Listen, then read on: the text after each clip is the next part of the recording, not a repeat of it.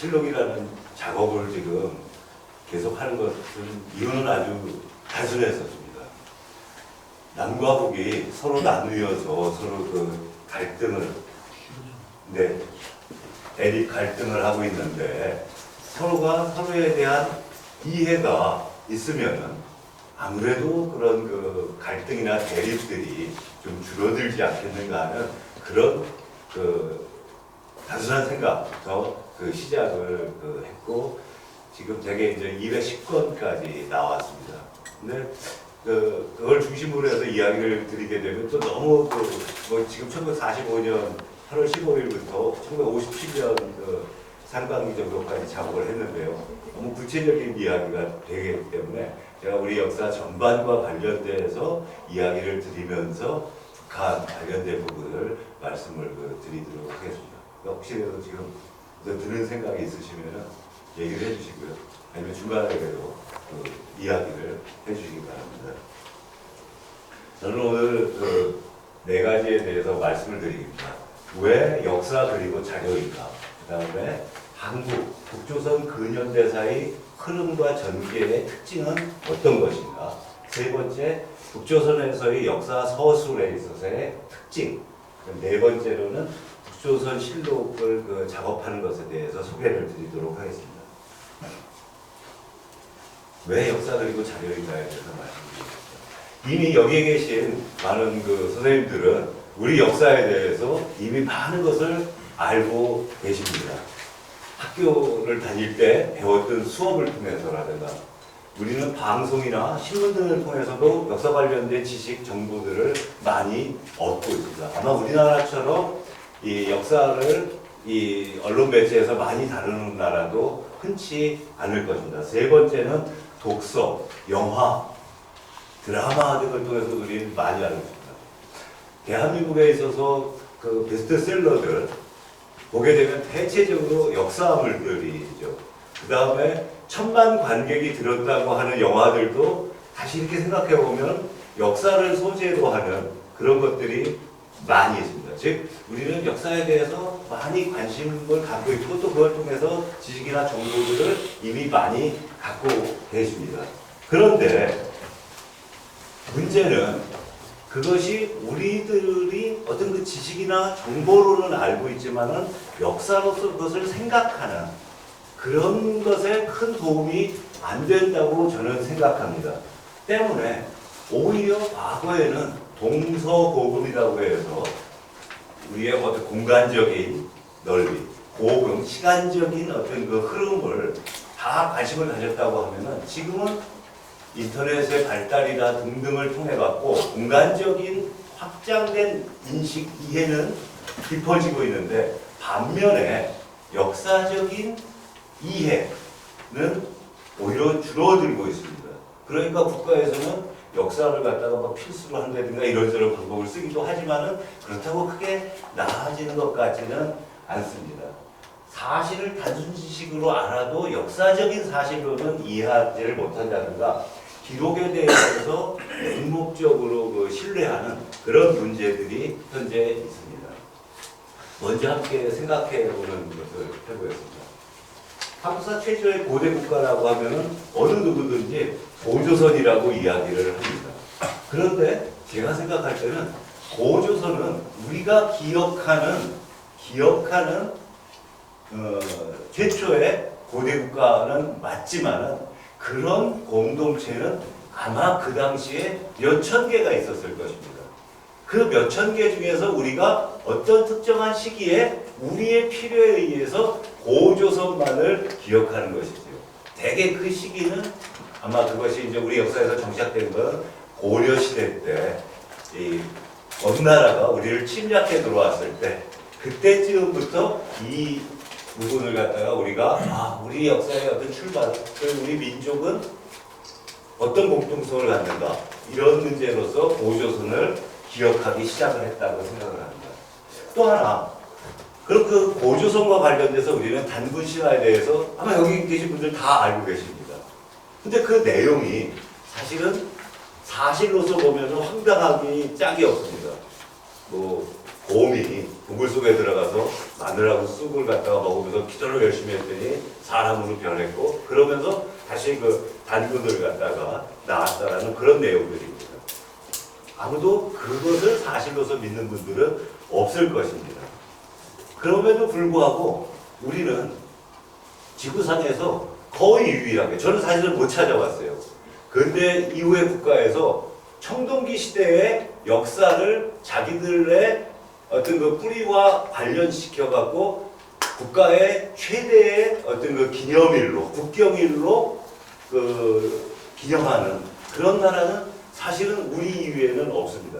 그리고 또 그것은 남과 북이 공통적이기도 합니다. 그러니까 대한민국에서도 개천절이 있지만 북에서도 같이 그 행사를 행하는. 그러니까 우리는 뭔가 좀 다른 그런 어떤 것이 있습니다. 대한민국에서 개천절을 갖다 제정한 이유는 필수입니다.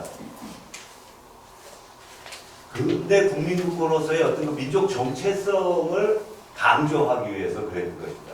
즉 유구한 역사와 전통에 빛나는 우리는 문화 민족이다라는 그런 자긍심을 고취하기 위해서. 그러니까 이런 내용들이 우리 대한민국 헌법 전문에도 들어가 있고 국경일로도 삼았던 것이죠. 그런데 이것은 역사에 대해서 정치적 이데올로기적으로 이용하는 사례일 수도 있습니다. 북은 특별히 역사, 그 중에서도 혁명 전통이라든가 민족문화 전통에 대해서 대단히 강조를 하고 그것을 역사로 활용을 하고 있습니다. 조금 더 생각을 해보겠습니다. 한반도 최초의 통일국가에 대해서 도대체 어느 나라인가? 그와 관련돼서 당나라와 동맹을 맺고 삼국을 통일시킨 김춘추에 대한 평가가 역사적으로 크게 달라지고 있습니다.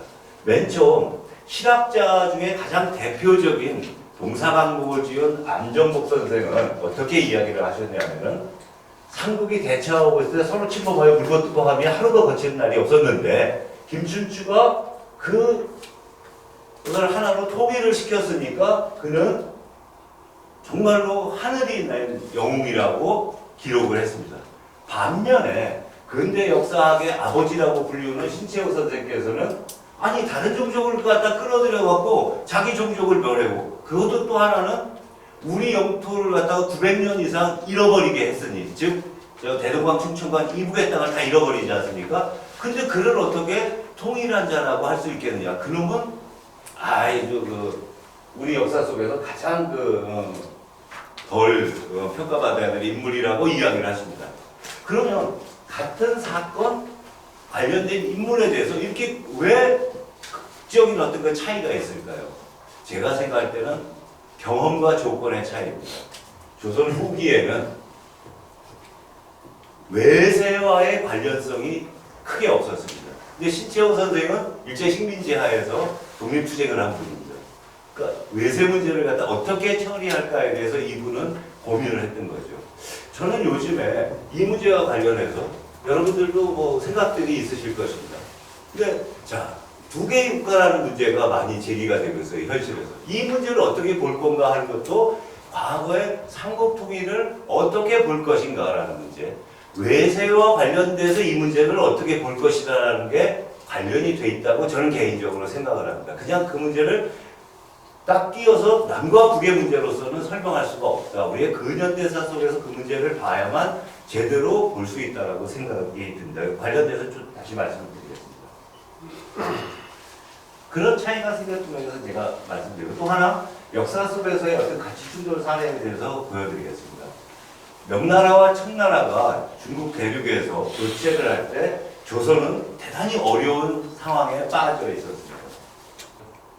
이 시기에 조선은 크게 어려움에 있었습니다. 광해군 같은 경우에는 훈련되지 않은 군졸들을 데리고서는 청나라와 싸우게 되면은 어차피 앞으로의 어떤 그 흐름은 청나라가 주도적인 세력이 될 텐데 우리는 개죽음 당할 거다. 그러니까 니네들 가갖고 싸우는 청나라하고 그냥 다 포로가 되라고 우리가 그들에게 얘기를 해서 우리를 갖다가 너무 이렇게 핍박하지 말라고 얘기를 하겠다라고 광해군과 일부의 사람들은 생각을 했습니다. 반면에 당시에 기득권 신료들은 어떻게 생각했냐면은 이거는 명분을 갖다 버리는 거다. 어떻게 우리가 4대의 관계에 있는 명나를 배신하고 오랑캐인 청과 손을 잡겠느냐 이렇게 얘기를 하는 거죠. 그러니까 한쪽에서는 현실에 있어서의 어떤 실질적 이익을, 또 한쪽에서는 관념적인 명분을 주장을 하고 이 두 부분이 부닥치는 그런 사태가 벌어졌고, 결과는 광해군은 조선시대의 왕들 중에 가장 패악한 왕으로 쫓겨나게 되는 거죠.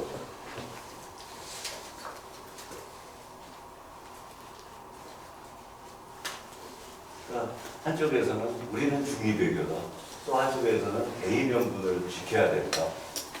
이 부분도 사실은 우리의 현실과 어버랩되는 것이 있습니다. 현재에서 G2의 어떤 그 갈등이라는 속에서 우리는 어떤 길로 가야 되는가에 대한 그 고민들이 과거에 어떤 우리가 경험했던 역사 속에서, 즉 역사라는 것은 현재가 우리가 해결해야 되는 과제, 문제들을 과거에 있었던 사실들 속에서 반추를 해보면서 지혜를 얻는 거죠. 그러니까 이것도 하나의 어떤 그런 그 사례가 될 것입니다. 역사와 가치와 관련돼서 이야기를 드리면은 현재에 있어서는 다른 선택을 하면은 다른 결과를 가져옵니다. 그런데 후대에는 그것을 관점으로 얘기를 하고 다른 관점이라는 것은 평가가 달라지게 되는 거죠. 그래서 우리들은 이 지향 가치가 어떤 것인가에 대해서 상당히 신경을 좀 써야 될 것입니다. 남과 근현대사의 흐름과 과제에 대해서 살펴보겠습니다. 네. 모던이라는 단어는 중학교에 들어가면은 배우는 처음 입학하는 아주 쉬운 단어입니다. 근데 제가 우리 대학원생들, 박사과정한테 물어봐도 이 단어에 대해서 이야기하는 게 서로 막 달라요. 모던을 갖다가 물어보면 어떤 사람은 근대라고 얘기해요. 어떤 사람은 현대라고 해도 어떤 사람은 근현대라고 얘기합니다. 이게 모던이라는 것이 이 말을 이야기하는 뭐 유럽이나 미국 사람들한테는 뜻이 분명합니다. 세 가지인데요. 하나는 국민국가가 형성됐느냐, 자본주의라는 것이 어떤 전형적인 어떤 생산체계로서 나머지들을 갖다가 끌어가는가. 세 번째는 개인이라는 것들을 갖다 얼마나 존중하는가라는 세 가지의 어떤 지표를 보고 근대의 어떤 형성이라고 얘기합니다. 그리고 근대가 형성된 이후에 어느 시기는 포스트 모던이라고 해갖고 씁니다. 그러니까 그들은 모던이라고 하면은 영국 사람은 어느 시기부터 지금까지 가장 모던이에요. 근데 우리는 모던이 아니라 우리는 그 모던이었던 시대에 국민국가를 형성하지 못하고 일제히 식민지가 됐습니다. 두 번째로는 자본주의가 형성된 것이 아니라 식민지 반봉건 사회로서 수탈을 당하는 그런 경제 구조였죠. 개인이라는 것은 사실 우리 사회에서는 상당히 좀 뒤로 밀리는 가치입니다. 그러니까 오히려 우리는 지금도 남이나 북이나 개인보다는 집체성을 강조합니다. 북에 대한 맹선을 갖다 우리도 얘기하고 그들도 어떤 개인보다는 집단에 대한 어떤 헌신을 갖다가 요구를 하는 거죠. 그러니까 우리는 그 가치에 있어서 아직도 근대라는 부분과 차이가 있고 이것이 반영이 돼서 우리는 모던을 갖다가 근대라고 하고 우리의 현재의 어떤 상황, 컨템퍼러리는 현대라고 구분을 하는 식으로. 그러니까 우리는 영어 단어도 우리 방식으로 이해를 하는 그런 어떤 뭐라고 하나, 이렇게 왜곡, 곡절, 뭐 이런 것들이 있다는 걸 말씀을 드리는 겁니다. 그래서 우리 그걸 구별을 한다.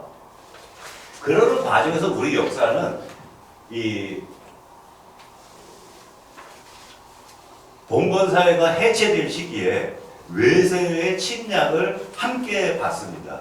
그런 과정에서 이 민족운동은 크게 둘로 나눠집니다. 다 아시겠지만은 위로부터는 계몽운동, 애국계몽운동, 또 이런 개화운동 이런 부분이 진행이 되고 밑으로부터는 농민동기나 의병운동이 일어납니다. 그런데 이 둘은 하나가 되지를 못했습니다. 예컨대 그 당시에 황성신문을 보게 되면은 동학의 그 전쟁에 참여한 그 농민들을서 뭐라고 표현을 하냐면 동비라고 표현합니다. 동학을 빚는 도적놈들의 난이다. 그래서 한 30년 전까지만 해도 교과서에서 동학난 이런 식으로 표현을 했었습니다. 난리예요.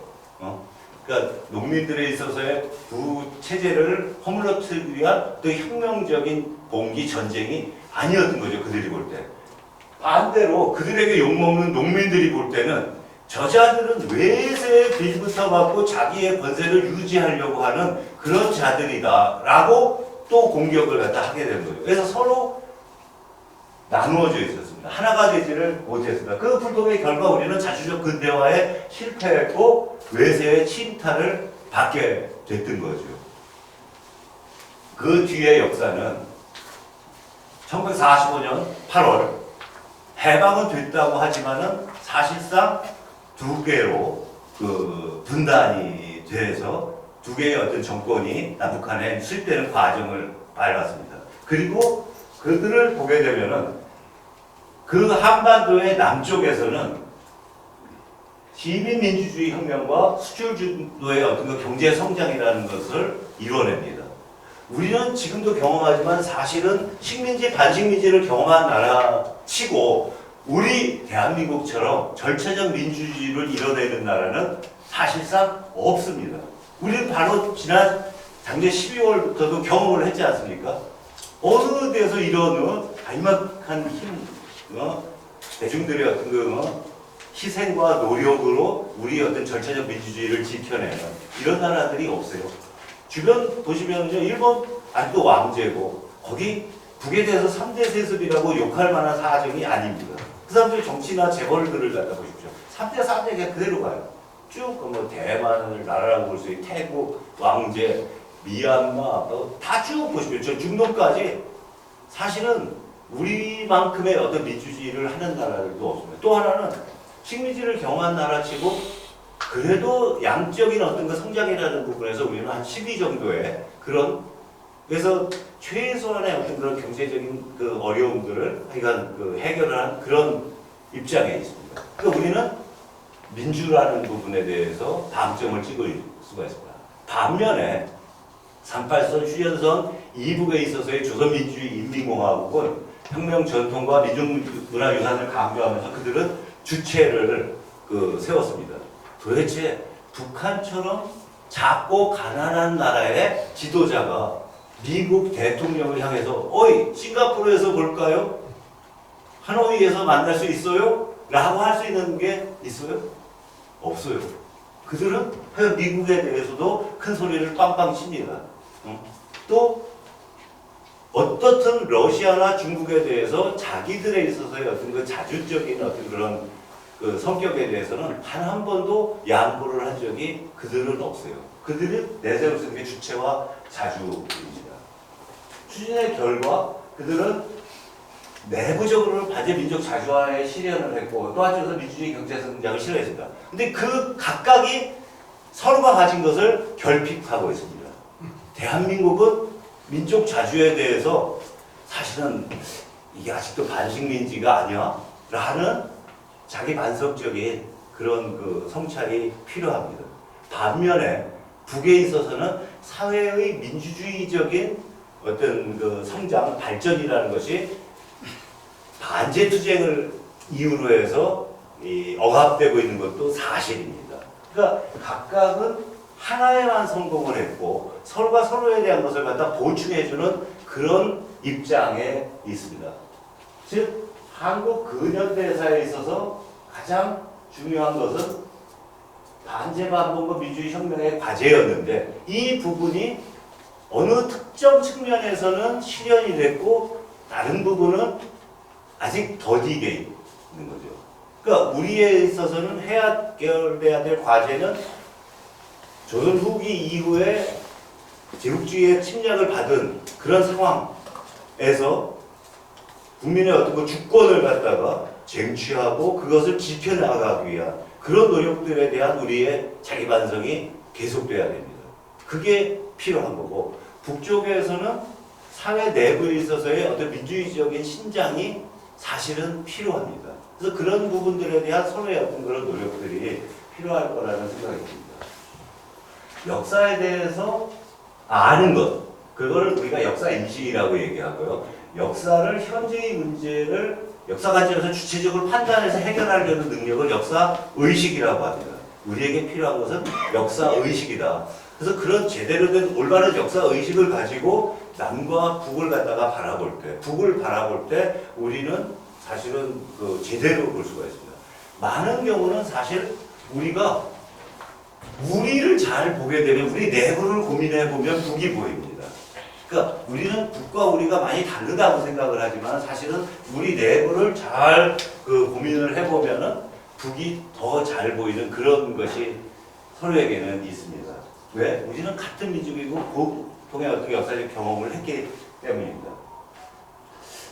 이제 북에서 흔히 많이 이야기하는 주체에 대해서 이야기를 한번 해보겠습니다. 북을 이해하는 키워드 중에 하나입니다. 북에서는 1930년 카니온 회의에서 처음으로 주체 사상을 이야기했다고 합니다. 근데 그 시기는 1970년입니다. 그 이전에는 그런 얘기를 한 적이 없어요. 그런데 그 내용은 주체라는 내용은 사실 46년 8월 제가 찾은 거에 의하면 46년 8월 5일 김일성이 중앙당학교에서 당의 입장과 사상을 고수하는 혁명투사가 되라는 그 연설을 보게 되면 주체라는 부분이 들어있어요. 그래서 저는 다시 이제 쭉 밑에 나와 있는데요. 뭐 흔히 학자들도 55년 12월 얘기도 하고 사실 55년 4월이라는 것은 또 태제에 의해서 그 남조선 혁명에 대해 다른 얘기를 합니다. 소련과 다른. 이런 것들을 쭉 살펴볼 수가 있는데요. 제가 생각할 때 이 주체라는 것은 사실은 근대 이후에 제대로 된 사람들은 주체라는 부분을 안 생각하는 건 없다. 여러분, 근대의 사고의 출발점이라는 데카르트라는 사람도 자기 주체라는 것을 보지 않습니까? 나는 생각하기 때문에 존재한다라는 식으로. 그걸 주체입니다. 또 공산주의 운동사에서 보면 1925년에 스탈린이 이 얘기들을 분명히 해요. 자, 1917년 혁명에 의해서 소련은 새롭게 출발을 하는데 주변의 많은 국가들에 의해서 호위 봉쇄가 됩니다. 그들은 주체밖에는 없었어요. 자주적으로 살아가야 되고 민족 내부에 있어서의 어떤 그 현대적인 어떤 그 발전을 추구해야 되고 그러려면 다각적인 경제 구조를 가질 수밖에 없었습니다. 그도 주체를 얘기했던 거죠, 그 당시에. 그러니까 이것은 우리가 이런 어떤 걸 갖고서는 할 게 아니라 다가 주체적이어야 되는 거죠. 우리도 사실은 지금 제일 필요한 게 우리가 주체적인 사고를 하는 것입니다. 그러니까 북에서 어떤 얘기를 했다는 거에 의해서 우리가 영향을 받을 것이 아니라 지금은 확실하게 남과 북이 나누어져 있는 상태에서는 남쪽에 있는 우리들은 우리의 어떤 그 자주적이고 주체적인 사고를 해야 될 거다. 그러니까 예를 들면 적대적인 두 개의 국가 이런 표현이 나왔을 때 우리가 그 상황을 우리의 자주적이고 주체적인 생각으로 해야지 그들의 주장하는 바가 도대체 뭔가라는 그 본의를 갖다 찾는데 우리는 이렇게 거꾸로 돼 있어요. 지금 보면 많은 사람들이. 근데 그거는 아니다라는 또 생각을 해보게 됩니다. 북조선에서도 초기에는 해방에 대해서 소련군에 의해서 해방이 됐다라고 분명히 얘기를 했습니다. 그러니까 아직도 평양에 해방탑이 있죠. 그래서 러시아 쪽 사람들이 지금도 평양을 방문하면 해방탑에 헌화를 하고 그런 게 있습니다. 그리고 평양에만 있는 것이 아니라 중국 동북지방에도 여러 도시들에 다 해방탑들이 있어요. 저 하얼빈이나 장춘이라는데 왜 소련군들이 사실은 들어와서 일본 제국주의에 대해서 무장 해제를 했기 때문입니다. 그런데 북에 있어서는 6.25 전쟁 이후 점차 입장을 갖다가 바꿔나가기 시작하다가 58년에 가서는 확실하게 자력혁명론을 이야기를 하게 됩니다. 그래서 이민주의 발생과 발전에 대해서 자력혁명을 얘기하는데 사실은 그 전에 역사 문제가 아니라 문화 문제부터 얘기를 시작을 하게 됩니다. 그래서 뭐라고 얘기를 하냐면은 야 조선에서 보니까는 과거에 두레라든가 푸마시 이런 것들이 있었다. 이게 우리에 있어서의 어떤 그 공산주의적인 어떤 그런 그 전통 아니냐라고 물어봐요. 또 하나 야 우리가 문화를 갖다가 이렇게 저렇게 연구를 하다 보니까는 우리는 우리 자체에서 여러 유물들이 만들어진 근거 흔적들이 나온다 하면서 처음에 뭐를 얘기하냐면 당시까지 많은 사람들이 당연하다고 믿었던 문화 전파설을 부정을 합니다. 그러니까 문화 전파설이라고 뭐냐면 조선시대에 그 과거 우리 청동기 철기 시대에 스키토 시베리아 계통을 통해서 철기 문화가 유입됐다는 등 이렇게 얘기하는 겁니다. 대한민국 교과서는 아직도 그렇게 되어 있습니다. 그래서 1955년 이후에 아니다, 우리는 자체에 의해서 그 부분이 됐다. 그래서 그 근거들을 갖다 찾고 이런 것들이 이들에 있어서 시간이 흘러가면서 이제 이 혁명이라는 것도 우리 자체의 스스로의 힘에 의해서 만들어진 거지 소련이 우리에게 그것을 주어진 것은 아니다라는 식으로 이야기를 해나갑니다. 자력갱생, 주체, 자립 이런 것들에 대해서도 등장 시기와 배경 의미에 대한 그 사실구명이 필요합니다. 요즘에는 제가 얼마 전에 자료를 보다 보니까 4월 11일 날 시진핑 그 중국 주석도 자력갱생을 이야기를 합니다. 사실은 자력갱생이라는 것이 처음 나온 것은 1950년 전쟁 시기에 1950년 10월에 중국 인민지원군이 북에 들어옵니다. 대단히 사실은 북의 입장에서 어려웠던 시기였죠. 그때 김일성 주석이 자력갱생을 이야기합니다. 자, 외국의 우리 형제들이 우리를 도와주지만 이 상황을 책임지는 것은 우리다. 그들이 아마 도와주고 뭐 하더라도 우리한테 그런 의지와 뜻이 없다고 하면 우리는 결코 승리할 수가 없다 해서 자력갱생을 갖다가 강조한 이후로 북의 어떤 트레이드 마크 중에 하나죠. 근데 요즘에는 하여간 보면은 중국에서 북에서 쓰던 개념이나 주장들을 많이 쫓아가는 그런 경향들이 있어요. 특히 시진핑 그 주석 이후에 그런 것들을 얘기합니다. 그래서 북에서는 지금 가장 강조하는 게 지방 발전 20시 아닙니까? 거기에서도 얘기하는 게 조선혁명의 위대한 전통으로서의 어떤 자력갱생을 이야기를 합니다. 근데 아까 말씀드렸지만 그런 개념들은 1925년에 이미 소련에서도 썼던 그런 것들이다. 북조선에서의 역사 연구와 그 기록 사료에 대해서 이야기를 드리겠습니다. 우리는 사실 북에 대해서 많이 알고 있다고 생각을 하지만은 가끔은 저는 회의가 됩니다. 우리는 정말 그들을 제대로 알고 있는가?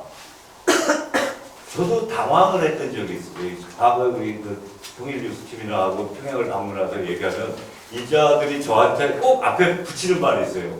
과문 선생은 우리를 잘 알겠지만, 근데 저는 혼자 사실 난 너도 잘 모르는데 뭐 이렇게 그래서 저 그렇게 하면서 저 얘기를 하고 그런 적이 있었는데 과연 우리는 얼마나 이해하고 알고 있는가에 대해서. 북은 1947년 2월에 북조선 임시인민위원회에서 조선역사 편찬회라는 것을 만듭니다. 그래서 과학적 사관에 입각한 조선 전설을 편찬하고 민족 역사의 제자료를 수집한다 라고 얘기를 해요. 근데 이거는 막스레닌주의자들의 태도는 아닙니다. 막스레닌주의자들은 한번 생각해보세요. 제가 생각할 때 막스레닌주의 여러분들 스스로가 내가 막스레닌주의자인가 아닌가를 갖다가 해보려면 세 가지를 갖다 스스로 해놓고 마음속으로 생각해 보십시오. 나는 계급 투쟁을 갖다가 역사 발전의 동력으로 생각한다. 두 번째, 이 사회는 변혁이 돼야 한다. 즉 혁명에 대해서 나는 동의한다. 사회 변혁. 세 번째는 프롤레타리아 국제주의, 프롤레타리아 헤게모니에 대해서 나는 동의한다. 이 세 가지가 있는 분은 막스레닌주의자. 근데 그게 없는 분은 조금 아니에요. 근데 북은 계급 투쟁에 대해서 고민 관심을 갖는 게 아니라 이들은 앞에 과학적 사관이라는 것은 막스레닌주의죠. 유물사관. 근데 조선 전사를 편찬한다는 거예요. 그리고 민족 역사의 제자료를 수집한다는 겁니다. 같은 분단국이었던 그 당시에 동족은 다른 거 없어요. 독일 노동계급의 어떤 그 헤게모니를 위한 투쟁에서 얼마나 큰 승리와 희생과 좌절이 있는가에 대한 재료들을 갖다가 뽑아갖고 그 계급수행사를 갖다가 쓰는 것이 목표였습니다. 그건 소련에서도 마찬가지고 사회주의가 다 그래요. 근데 유독 이들은 한반도의 남과 북에 살고 있는 주민 대다수와 이들의 조상들이 살았던 삶의 전체 과정을 포괄해서 또 하나는 삶에 있어서의 어떤 기본적인 단위를 단일민족으로 설정한 다음에 민족적 역사 서술을 합니다. 그러니까 독일은 공화국 정체성인데 이들은 민족 정체성입니다. 저희들이 어렸을 때 1960년대 초에 함경북도 웅이군 불포리라는 그걸 많이 들으셨을 거예요. 어려서 학교 다닐 때 웅기, 불포 유적. 그 구석기 유적을 최초로 발굴한 거죠. 이들은 일제 식민지 시기에 있어서의 파업 투쟁이라든가 농민들의 소작쟁이보다는 우리한테 구석기 유적이 있었다는 것을 찾는데 더 큰 힘을 갖다가 쏟았던 거죠. 왜? 우리도 보편적인 인류의 역사 발전을 함께 해왔다는 것을, 그러니까 우리 민족에 대한 어떤 이해를 강조하고 찾는데 힘을 갖다가 쏟았습니다. 그런데 이런 어떤 다른 거에 대해서 우리가 갖고 있는 기본, 그들은 그냥 공산주의자, 빨갱이 이렇게 얘기를 해요. 근데 그러다가 가끔 구체적인 것을 읽으면 당황을 합니다. 예를 들면 김일성 회계록에 보면 나는 공산주의자면서 민족자이다 합니다. 그럼 사람들은 내가 갖고 있는 상식하고 너무 다른 거예요. 아니 공산주의자가 어떻게 민족주의자도 될 수 있어? 이거 뭐야? 라고 얘기를 하는 거죠. 그들이 아시아의 공산주의자, 식민지 반봉건 사회에서 출발했던, 그러니까 민족혁명이라는 것을 갖다가 자기의 어떤 목표로 삼았던 변혁 운동가들이었다는 걸 우리는 가끔 잊어버리는 거죠. 그냥 도식적인 막스레닌주의에 입각한 그런 부분으로 사고하면 설명이 안 되는 거죠. 그러니까 지난 80여 년 동안 자료적 근거도 없는 주장들과 검증되지 않은 이야기들이 마치 역사적 사실들처럼 알려져 있습니다. 그러니까 최초의 김일성의 등장부터 지금까지 그런 거죠. 그러니까 사람들은 흔히 생각할 때 일제 식민지 시기에 전설처럼 회자되는 김일성 장군 그러면 우리는 김일성 장군 그러면 어떻게 생각을 해요? 최영 장군, 중국에도 무슨 관우장, 시험도 있고 좀 이래 늠름한 사람을 생각하는데 새파란 젊은 청년이 올라가고 장군이래요. 저 가짜다. 그러니까 최초의 북의 역사는 목격자들에 의해서 왜곡되기 시작을 합니다. 내가 봤는데 그는 가짜입니다. 라고 얘기를 하는 거죠. 그런데 항일무장 투쟁의 조건을 갖다 조금만 생각하면은 그들의 이야기가 아니다라는 걸 생각할 수 있어요. 왜? 영하 20도, 30도, 40도까지 내려가는 산속에서 가만히 싸운 게 아니라 계속 쫓기면서 할 때 그거 버틸 사람들은 10대, 20대입니다. 30대만 넘어가도 그거 어려워져요, 이제. 그러니까 그런 조건. 또 하나는 일제 식민지 시기에 일제가 발행한 자료에도 김일성, 본명 김성주, 1912년 4월 15일 평안남도 대동군 고평면 남리에서 태어나. 이런 게 다 기록이 돼 있어요. 그러니까 그건 정확한 사실인 거죠. 근데 우리는 처음에 그걸 완전 가짜야. 라고 얘기를 하고, 가짜가 아니라는 게 밝혀지면서, 그러면, 그는, 그래. 근데 상대화 시키는 거죠. 그런 활동을 한 사람은 몇백 명, 몇천 명이야. 근데 그의 특징은 피해 수첩을 통해서 그 자리에 올라간 거야. 라고 또 왜곡을 한다든가. 이런 식의 계속, 그 왜곡 속에서 우리는 북의 역사들을 갖다가 사실 아닌 것이 사실인 것처럼 전달을 받고 살아왔습니다. 때문에 우리는 체계적인 어떤 자료 수집이라든가 비판적 분석, 그에 통한 어떤 이론 개발들이 꼭 필요하다고 생각합니다. 또 새로운 어떤 자료 정리 발굴과 아울러서 자료와 증언에 대한 재검증들이 필요할 것입니다. 역사적인 자료라는 것은 연구나 조사 등의 바탕이 되는 재료로서 저런 내용들이 쭉 다 자료라고 이야기를 할 수가 있겠습니다. 그런데 우리는 분단체제 하에서 북과 관련된, 북이 생산한 모든 재료들은 특수자료, 불온 문서로 되어 있습니다. 구체적으로 남한은 자료여건에 대한 원시적인 차단을 하고 있죠. 국가보안법, 특수자료 취급 지침.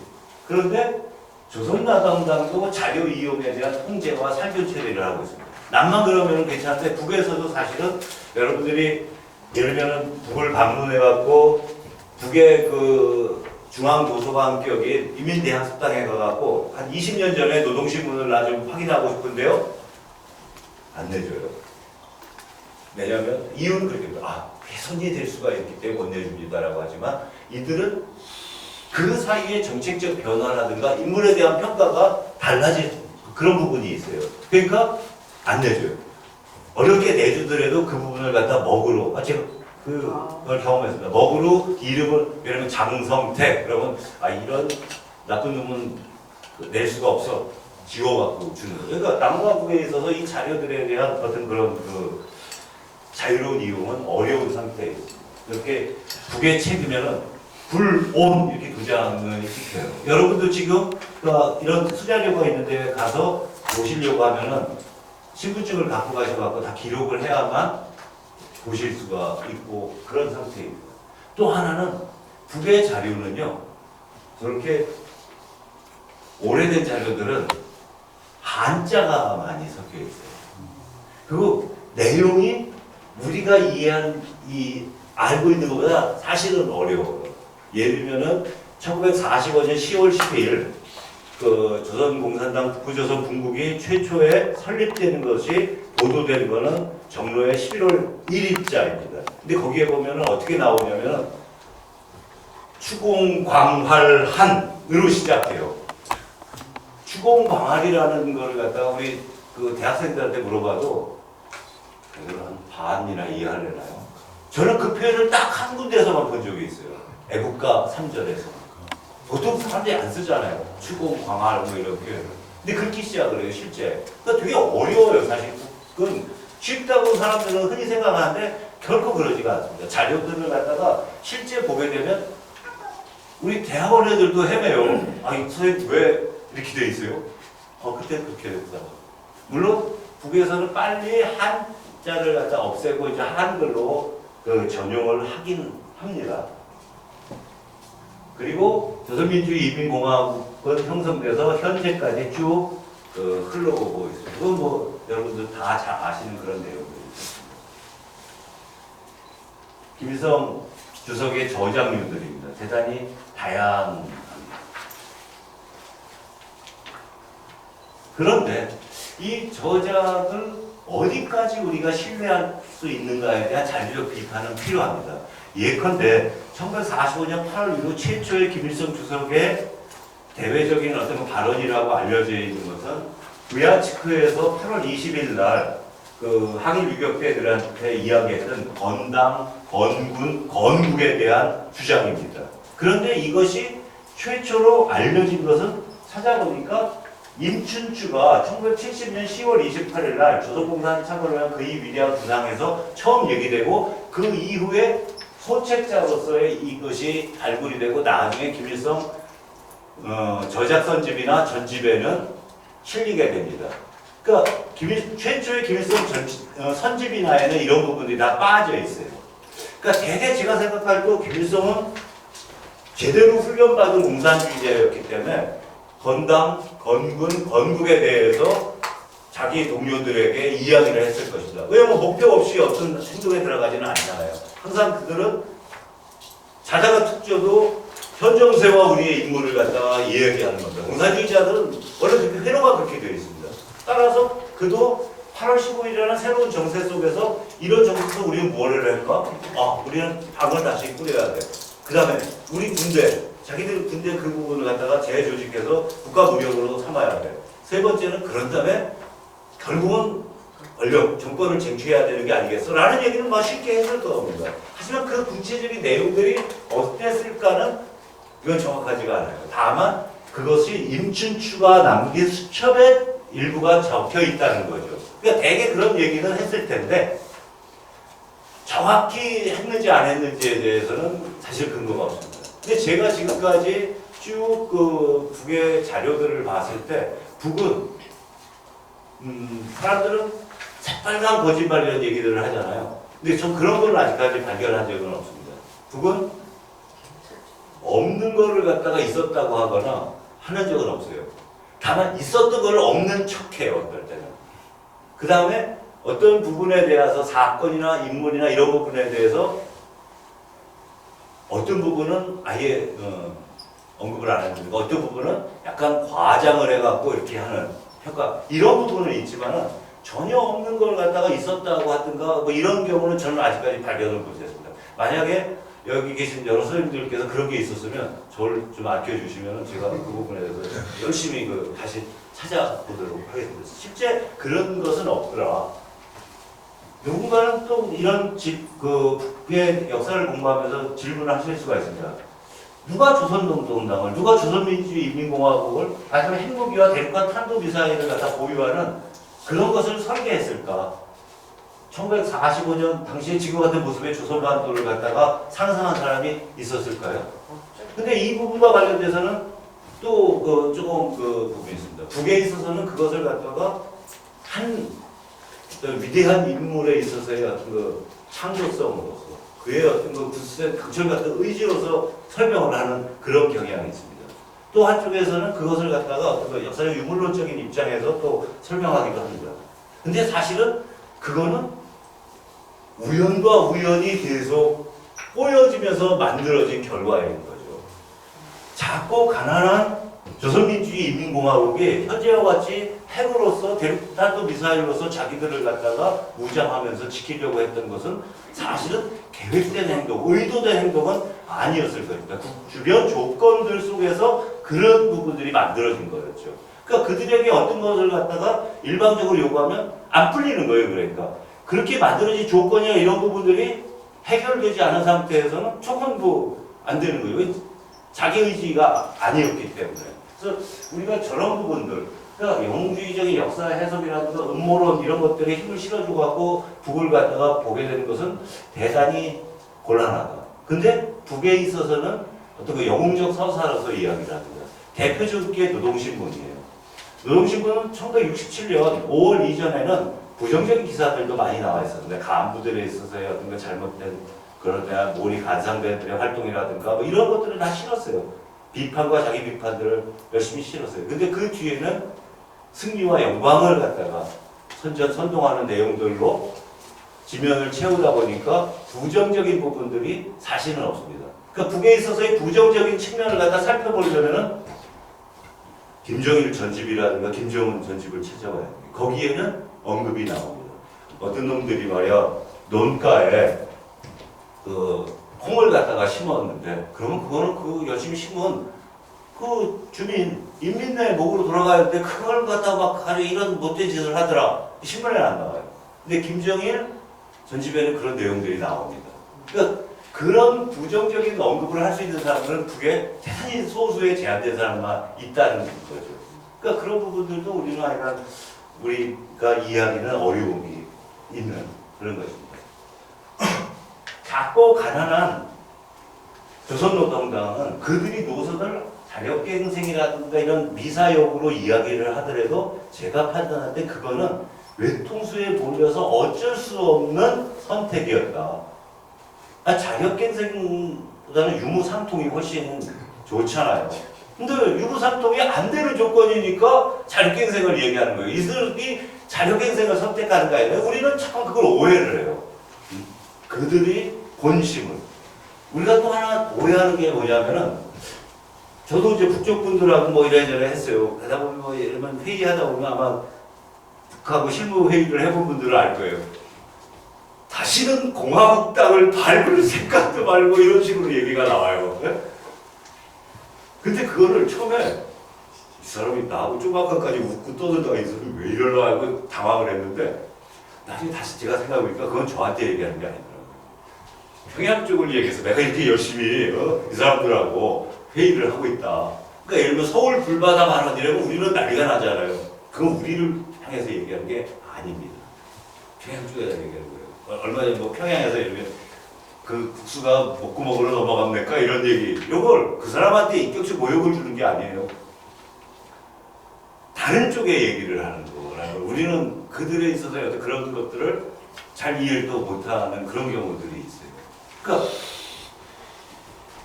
적대적 두 개의 국가라는 것도 누구를 향해서 어떤 목적을 위해서 했는가에 대해서 또 생각을 해봐야 돼요. 그렇다면 우리한테 얘기하는 거 아니면 이게 오히려 그 북한 인민 내부들에게 뭔가를 갖다 기준점을 주는 건가? 뭐 이런저런 것들은 우리는 좀 생각을 해봐야 되는데 그렇지 않은 경우들도 있다 이래서 말씀을 드립니다. 때문에 어떤 북은 우선 급한 대로 실행을 하고 나중에 합류하는 그런 경향이 있었습니다. 그들이 자립적인 어떤 그 민족 경제를 갖다 건설할 때도요, 스스로가 만든 게 자립적 민족 경제라는 이름을 못 붙였었대요. 처음에는. 실제 행위는 자립적 민족 경제를 건설하는 방향으로 가는데 나중에 가갖고 뭐 조선노동당 61년 이런 당대회 때 가서 처음으로 그런 부분들이 나옵니다. 그런 지향이 아니에요. 있었는데 이름을 안 붙여요. 행위가 먼저 있고 그 다음에 그것을 갖다가 합리적화하는 아니 이름 붙이기 이런 경우들이 있습니다. 우선 성질을 나서 한마디 확 던지는 게 있고 그 다음에 그걸 갖다가 못 줄 수 있는 경우도 북은 의외로 있습니다. 그들이 모든 것이 자로 잰 듯이 행동과 그것의 이론화가 맞아떨어지지 않는 경우들이 사실은 많아요. 예를 들면 그게 제일 대표적인 게 남조선혁명과 조국통일 문제에 대한 왔다 갔다 합니다. 북은. 순위가 쭉 가지 않았었어요. 그들은. 6.25 전쟁 때 다르고 한국에서 1960년 그 4월 혁명이 일어났을 때 그때도 달라지고. 근데 중요한 것은 그들만의 어떤 그 행위로서 변화된 걸 생각하면 안 됩니다. 어떻게 오해를 무릅쓰고 말씀을 드리면은 1972년 치사공동성명 때요. 북은 좀 당황했을 거예요. 왜? 아주 그 해에 박정희가 민족 자주를 받아들여 자주 평화통일 민족 대단결이잖아요. 자주를 얘기를 받아들인단 말이에요. 아니 하는 거죠. 살인마 전두환이가 갑자기 우리가 제안한 수재물자를 갖다가 받아들여? 그것도 사실 준비도 안 돼 있었을 거예요. 그러니까 부랴부랴 막 이러저 뿌려갖고 남쪽에 보냈던 거죠.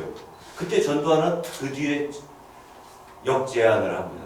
자, 그래 우리가 같은 동족으로서 니네 이렇게 해서 참 고맙다. 근데 지금 누가 가장 많은 피해를 보고 있지? 분단 상황에서 이산가족이다. 그 상봉시키자. 최초의 이산가족 상봉이 이루어지는 거죠. 그러니까 즉 북은 또 남에서 뭘 어떻게 하느냐에 따라서 그들이 원칙적으로 견지한 박정희나 전두환까지도 할 수가 있었던 거예요. 근데 우리는 아무것도 그냥 안 하면서 쟤들 왜 저러고 있냐라는 식으로만 얘기하면은 곤란한 거죠. 그러니까 그들은 우리한테 많이 실망을 했을 거예요. 그렇게 썼잖아요. 대통령이라는 것은 삶의 소대가리 같은 놈이고 니네 맨날 있지 어쩌고저쩌고 얘기하면서 우리를 갖다가 어떻게든지 흡수통일이나 하려고 했었고 이건 뭐하냐. 그러면 남쪽에 있어서의 어떤 흔히 변형운동을 지향한다는 그런 세력들은 또 뭐하고 있냐라는 그런 부분이 없지 않아 저는 있다는 생각입니다. 그러니까 우리 자체에 있어서의 어떤 그 변화가 우리의 어떤 노력이 그들을 또한 견인해낼 수가 있는 거죠. 근데 우리는 그쪽만 하면서 니네 입장이 그러면 우리는 하면서 이상한 어떤 잘못된 그런 결론으로 유도되는 측면들이 없지 않아 있습니다. 그래서 이들은 모델이라는 것이나 이런 것들이 우리가 얘기하는 어떤 그 정합적인 그런 부분이 있는 사람들은 아닙니다. 자기가 선택하고 끌어간다고 얘기를 하지만 사실은 주어진 조건 속에서 어쩔 수 없이 그렇게 가는 그런 측면이 많다. 그러니까 주변적인 어떤 상황들이 바뀌는 속에서 이들은 좀 더 선택을 갖다가 넓혀 나갈 수가 있는 거죠. 세상은 빠르게 변화하고 있습니다. 북도 대단히 빠르게 변화하고 있습니다. 제일 중요한 거는 현재 이들은 과학기술의 시대라고 자기 시대를 갖다가 진단을 하고 그 방면으로 갑니다. 예를 들면 북은 가난하기 때문에요. 종이가 부족해요. 그러니까 거기서 나오는 책들을 보게 되면은 사실 우리가 쓰는 것보다 형편이 없는 건 사실이지 않습니까? 그리고 그것도 충분하게 주지를 못해요. 근데 해결책을 찾았어요. 학생들한테 이제 태블릿 PC를 나눠주는 거예요. 주민들 대표들한테 최소한 5집에 한 집씩은 태블릿 PC를 갖다 나눠줄 쪽으로 가고 있습니다. 그 결과는 어떻게 되냐면요. 북에는 예를 들면 대표적인 신문이 한 5가지가 있습니다. 노동신문, 조선인민군, 청년전이. 그 뒤에 또 내각기관지인 민주조선과 수도신문인 평양신문이 있습니다. 근데 지금은 몇 종 정도 될 것 같아요? 북의 신문이. 저도 정확하게 안 실어봤는데요. 최소 1000종은 넘습니다. 그 중에 많은 것들을 저 지금 모으고 있어요. 왜? 이제는 종이신문을 발행하는 게 아니에요. 물론 노동신문이나 민주조선은 종이신문을 발행하지만은요, 많은 경우에는 전자신문을 만드는 거예요. 그럼 어떤 게 있냐면, 자, 원양 어선에 타는 사람들을 위한 신문을 만들어요. 그에게 보내줘요. 자, 과거에는 농사철에, 노동신문에, 자, 지금은 봄철 파종기입니다. 이렇게 얘기를 했어요. 근데 그거는 사실은 틀린 내용이었거든요. 한반도, 조선반도가 적더라도요, 저 함경북도하고 저 황해도하고 자연적인 조건은 무지하게 차이가 나요. 또 벌방지대하고 산악지대하고도 큰 차이가 있는 거죠. 지금은 어떡하냐? 군 단위로, 면 단위로 그걸 나누어갖고 내용을 달리하는 거예요. 그래서 쏴주는 거예요. 그러면 더 정확한 거죠. 아, 지금은 파종이라고 할 때 한 달 이상 차이가 있을 수가 있는 겁니다. 근데 그거를 해내요. 5호 담당제 그 부분에 보내는 것들도 그렇게 해낼 수 있는 거예요. 그러니까 각 분야마다 다양한 그 내용들, 물론 공통된 내용들도 있죠. 근데 그 부분의 특성에 맞는 내용들을 실어요. 그 다음에 과거에는요, 우리가 인민대학 특강에 가갖고 어떤 책을 갖다가 한번 물어봐요. 아, 이런 거 있습니까? 아, 있어요. 그러면서 걔네 이렇게 미끄럼틀 같은 거 있어요. 쫙 타고 책이 내려와요. 그럼 거기에 원책과 그걸 번역한 책, 녹음한 내용 3가지 같이 내려왔습니다. 그러면 그걸 갖다가 볼 수 있는 사람은 몇 명이나, 한 10명 안 될 거예요. 한 번 만들 때. 지금은 그거 없어요. 평양 숙소에 있는 과학기술의 전당에서 수학 보내는 거예요. 동호나 인터넷으로 해갖고. 그럼 동시간에 1000명, 10,000명도 볼 수가 있어요. 그 내용은. 그리고 또 하나는 당의 입장에서 무지하게 좋은 게 있어요. 김치공업대학에 있는 교수 학생들이 어떤 내용을 갖다가 접속해서 얼마만큼 읽었는지를 통계로 처리할 수가 있어요. 그것도 상당한 거예요. 그리고 그걸 실제로 발표를 합니다. 그래서 경쟁을 시켜요. 김치공업대학 도서관 확보 이런 걸 갖다가 만들어갖고 그걸 하는 거예요. 그런데 그게 각 대학마다 다 있는 거죠. 그러니까 그런 부분들이 이게 편하고 좋은 거예요. 그러면서 그 부분은 미래원인 거예요. 이제 도서관이라는 표현이 없어졌습니다. 북에서. 그게 자기들의 미래인 거예요. 그러니까 미래원이라는 부분을 갖다가 시군 단위까지 미래원을 만들어갖고 그래갖고 이걸 운영을 합니다. 그 부문별로도 이렇게 과학기술 보급하는 부분들이 있는 거죠. 그래서 이런 2공식 이런 것들도 하면 그 시체 쭉 하고 농사 같은 것들도 이제 무조건 과학으로 이제 하자는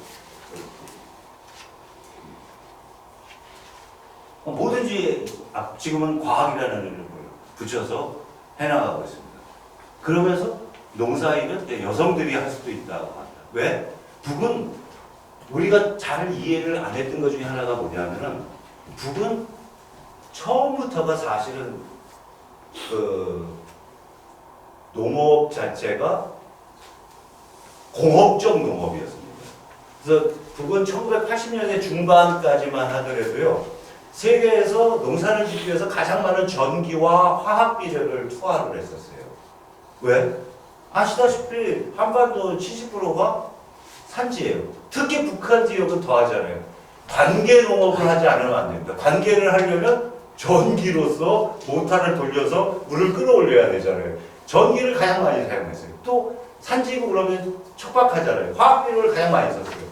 근데 아시다시피 그 소련 해체 그 과정에서 이제 이런 일련의 같은 그런 조건들이 붕괴가 되면서 북은 그런 공업적 농업을 해나가기가 어려운 조건이 되었던 거죠. 근데 그 이후에 이제 다시 이제는 공업적 농업이 아니라 과학적 농업으로서 그래서 온실 이런 부분들을 많이 해냅니다. 예를 들면 우리한테 정확하게 그 보도가 잘 안 되는데 제가 지난번에 중국 갔을 때 쭉 자료를 갖다 보다 보니까 러시아와 조선 사이에 맺은 우리는 첨단 그 군사 기술의 어떤 그 이전이나 이런 얘기를 많이 하잖아요. 농업, 그러니까 이런 식료품이나 이런 부분들 줄 거다. 근데 제가 딱 제일 눈에 띄었던 건 그거예요. 연해주에 농장을 갖다가 조선의 농업 노동자들과 조선의 트랙터와 조선의 원료가 들어가는 거예요. 그래서 그 원래 남쪽에 옛날 그 대륙연구소라고 해서 장덕진 회장 이런 분들이 계속 끌고 노력했던 거잖아요. 근데 거기도 또 뭐를 하냐면요. 땅을 파하면은 지연을 이용할 수 있어요. 요즘에 북은 온실 농업에 대단히 신경을 많이 씁니다. 그래서 지연을 해서 이제는 연해주에서 그 만든 바나나가 이제 이 서울에 들어올 수도 있어요. 왜냐면 그 지연을 이용해갖고 우리가 하면 근데 그 부분에 대해서 사인까지 했더라고요. 러시아 수산부 사인해갖고 같이 하면. 근데 그런 부분들에 대해서 이들은 많이 신경을 씁니다. 근데 단 하나 안타까운 거는 종자가 제한되어 있다는 겁니다. 그러니까 주변에서 그 부분에 대해서 좀 관심을 가지면 종자가 제한이 되면은 예를 들면 돼지의 종자가 부족하면 어떻게 돼요? 돼지들이 뭐라고 부르죠? 그걸 이렇게 하면은 그 좀 나빠지잖아요. 이 상태들이 같은 그 종끼리만 그거 하면. 근데 북은 지금 그런 문제들은 좀 있다고 합니다. 그러니까 그런 어떤 그 종자들을 갖다 확보하고 이거 넓히는 문제들 이런 것들도 이제 신경을 쓰면서 하여간 이게 변화를 갖다가 주고 있습니다. 그래서 이 농업개발부들의 27개 특구 중에 전 농업만 이렇게 3개를 갖다가 뽑았는데요. 그래서 이런 식으로 노력들을 갖다가 하고 있습니다. 그러니까 공업만이 아니라 농업, 관광 이런 부분들이 숙천농업개발부 같은 경우에는 면적이 저런데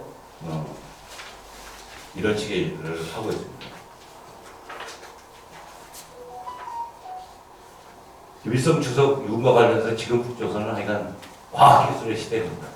그러니까 북에서 제일 좋은 학교가 어디예요? 김일성 중학교? 라고 김치? 얘기하지만 김치?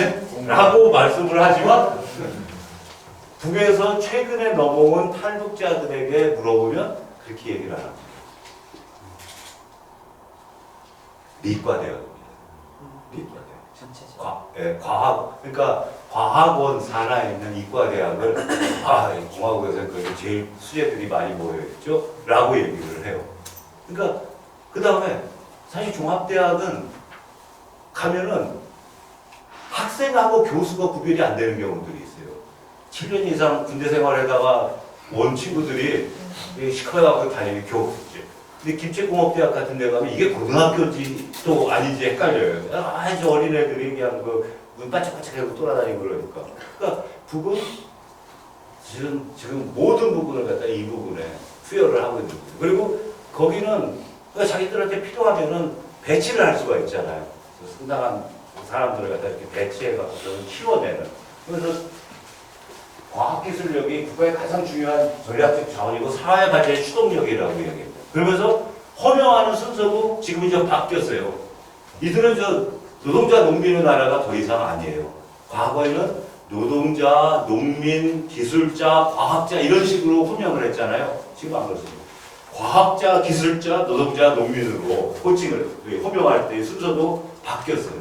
그만큼 그런 부분을 갖다 중시하면서 그러니까 국가의 어떤 운명을 갖다가 여기에다가 다 그걸 하는 거죠. 그럼 이게 최근의 문제냐? 기존 아니더라고요. 제가 자료 쭉 찾으면서 봤더니 1985년경부터 이 변화의 어떤 그 흐름들이 나타납니다. 그래서 85년경부터 각 도별로 좋은 학교들을 막 지정하고 걔네들 수제반 만들고 평양으로도 올리고 하는 일들이 벌어져 있는 게 85년부터 이런 일들이 쭉 진행이 되고 있었습니다. 81년에 정보기술이라는 걸 만들고 또 쭉 노력을 해와요. 그러니까 지금도 예를 들면은 전 세계에서 잘 안 풀리는 문제들이 있잖아요. 어떤 걸 갖다가 지네들이 해킹당했다 하면은 국이라고 얘기를 하잖아요. 그러니까 거기서 알 수 있는 거 뭐냐면 귀신 같은 그 기술을 가진 놈들이구나 라는 거는 우리가 확인할 수가 있어요. 근데 그게 하루아침에 된 게 아니라 이들은 결국은 하드웨어를 갖다가 투자할 수 있는 그런 자본은 없잖아요, 북이.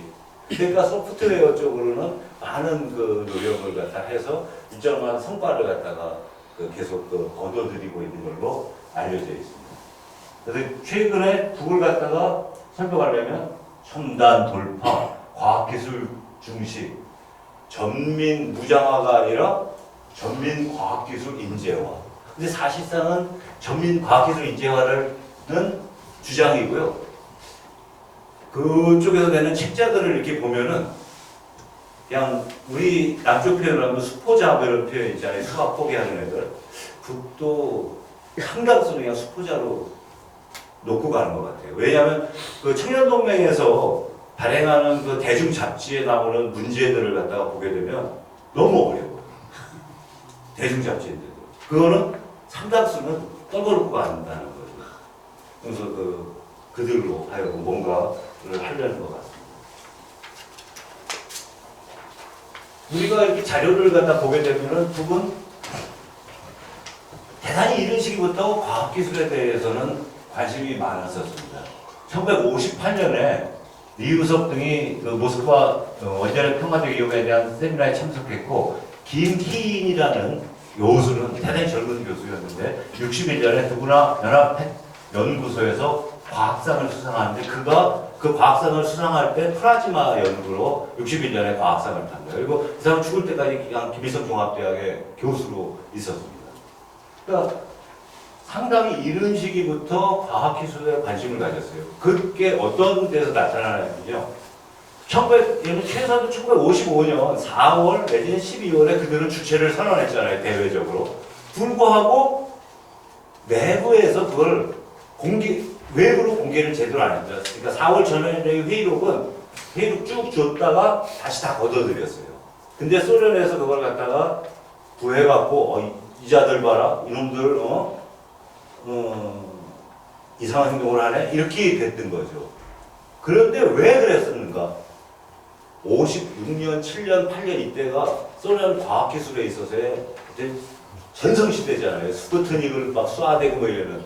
이들도 형들한테 그걸 배우고 싶은 거예요. 근데 형들은 안 가르쳐줘요. 핵과 관련된 그런 어떤 그 실험 원자로도 동유럽한테는 주는데 안 줘요.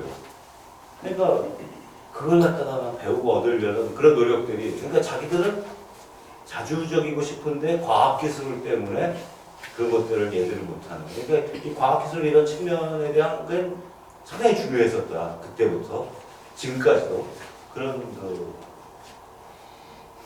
그런데 이런 것들을 갖다가 구할 수 있는 자료들, 노동신문은 하루 평균 기사 수가 있고 대략 원고지로 200장 원고지로 390장 분량입니다. 그러니까 노동신문을 갖다가 첫 기사부터 끝까지를 갖다 읽는 분은 거의 없어요. 사실은 그냥 제목만 보다가 자기가 관심 있는 걸 좀 보는 그런 거지. 이걸 다 볼 수가 없어요, 사람들이. 예를 들면 김일성 주석이 생존할 시기까지 노동신문만 정리를 해도 약 500만 장입니다. 아마 그걸 갖다가 노동신문만 분석하라고 해도 연구자들은 이제 못해요. 결국은 근데 그것만 있는 게 아니잖아요. 이게는 해답은 데이터베이스를 구축하는 수밖에 없었던 거예요. 결국은. 그래서 지금 그런 것들에 대한 노력을 하고 있는데 사실은 제대로 잘 안 돼요. 난개발이고. 또 하나는 평양에서는 아직까지도 이게 최근 2025년 3월 25일자 신문입니다.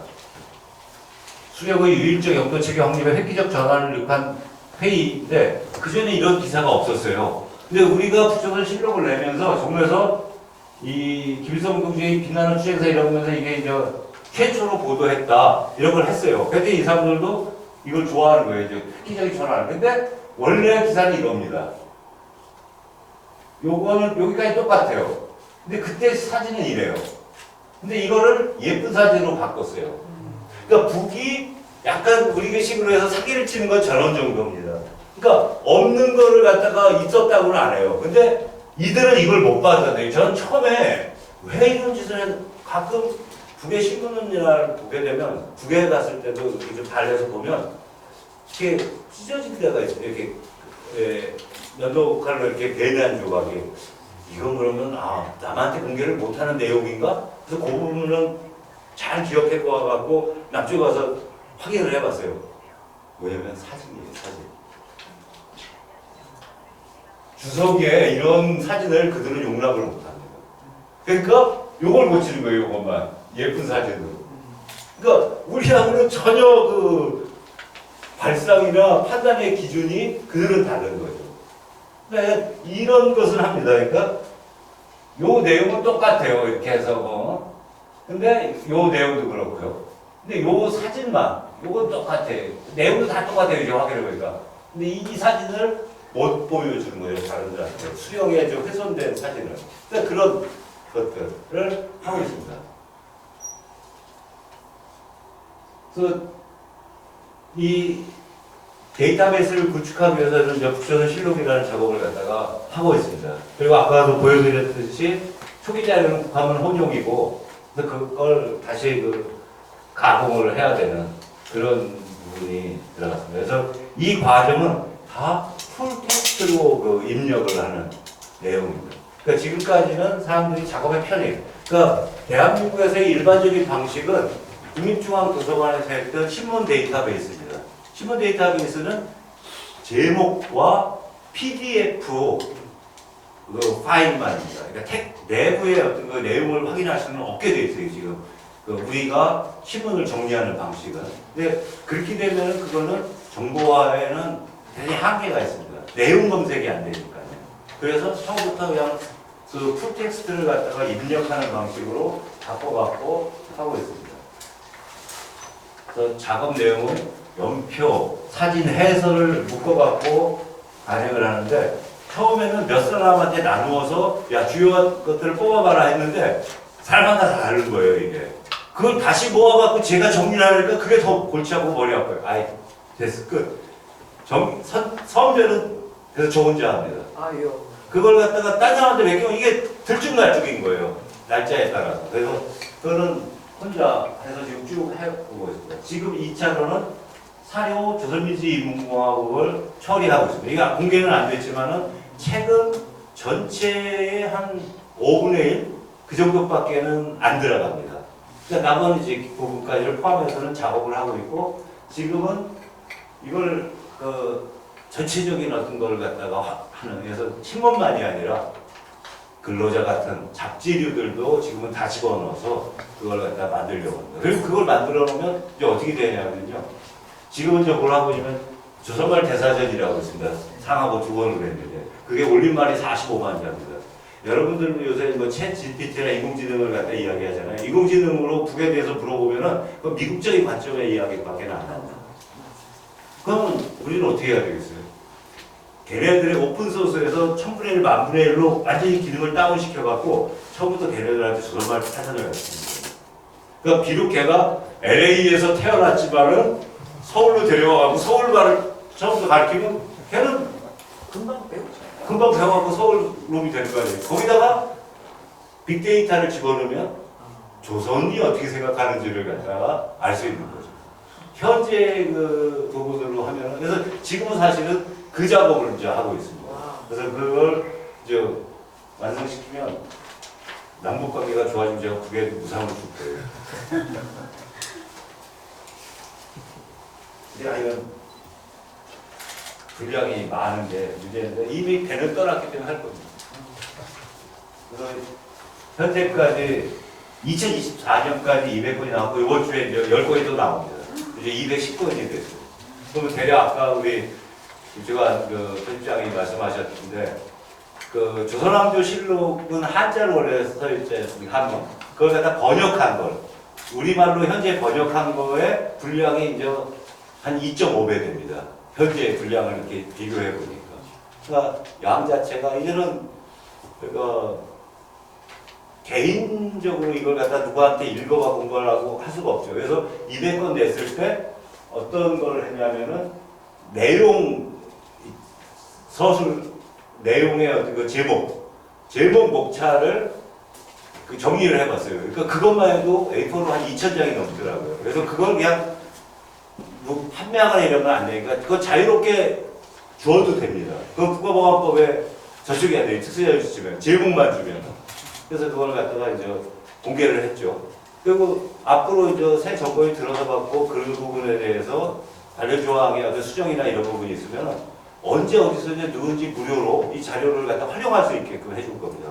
그것 때문에 우리가 만든 거지.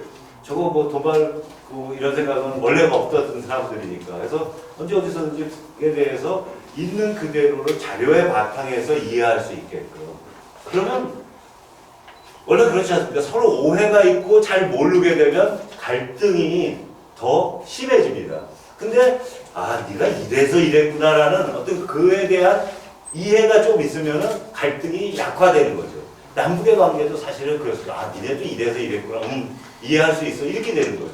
그래서 그걸 우리는 이제 위해서 이 작업들을 갖다 계속 할 거고, 하여간 힘 닿는 데까지 계속 이 작업을 수행하려고 하고 있어요. 그리고 이 3.1에 대한 평가는 뭐 우리 그 통일뉴스를 포함해갖고,